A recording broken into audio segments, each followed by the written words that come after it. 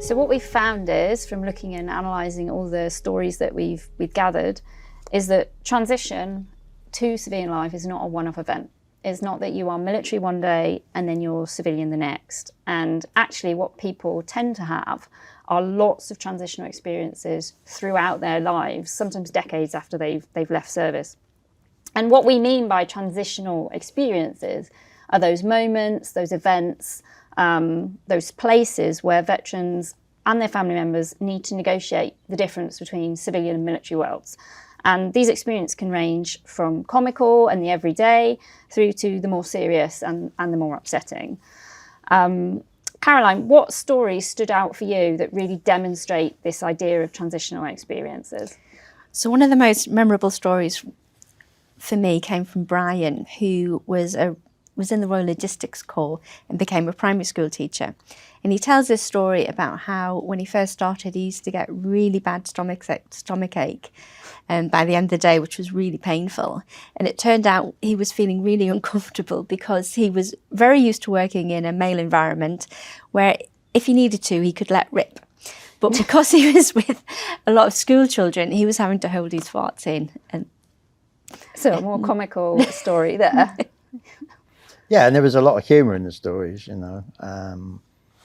But another aspect which is really important and came up a lot was about negotiating space, and negotiating space in terms of the values and the integrity of the veterans themselves. And there was a ex-army guy called George who worked as a delivery driver for Asda, and what he couldn't get his head around, what he couldn't understand, is that at clock and off time, all his civilian colleagues would clock off, even though there was all these deliveries still to be done. So he struggled with this difference.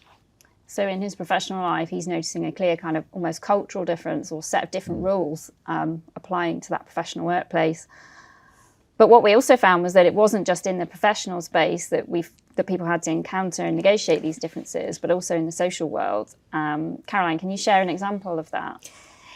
Yeah, so what we found was that adapting isn't easy and it requires tolerance from all sides. And Samantha, who was a naval engineer, she told a story about going on a girls' weekend, and she found it really difficult. It was such a different dynamic for her after being in such a masculine organisation for so many years and effectively being one of the boys, to suddenly find herself immersed within this feminine environment.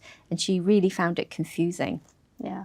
At times. And I think that is really interesting, because there's lots of research that has looked at the way women have to adapt when they join the military to a mostly male environment in order to be taken seriously and to be seen as equal. And then, of course, we're finding that when women leave, they then have to adapt again to fit back in with civilian women in particular. So that's a really interesting finding.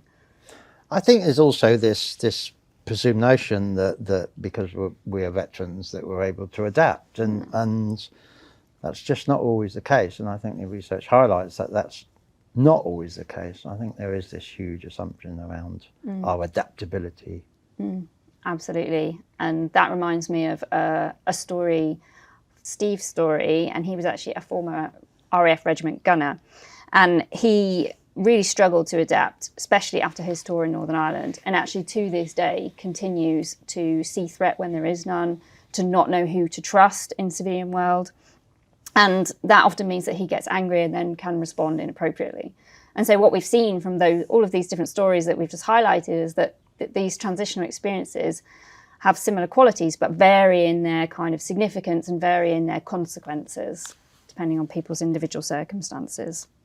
Yeah, and I think this is really why our research is so important, because it allows us to recognise the emotional, the cultural and the social investment that veterans, their families and their wider social network need to invest in terms of adapting to civilian life.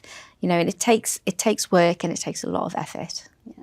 Yeah, and it's about challenging the stereotypes. And I think for me what's important is that the project is what we do, and what we've done is we look at the individual and how they've made those choices in negotiating the civilian street and transition, and it's given voice to the veterans and the families about those transitional experiences. Yeah, and all of this helps us to offer a more complex and a more nuanced account of transition, and also to start to understand why it is that different individuals will respond differently to similar experiences. Overall, I'm really proud of what we've achieved with this project.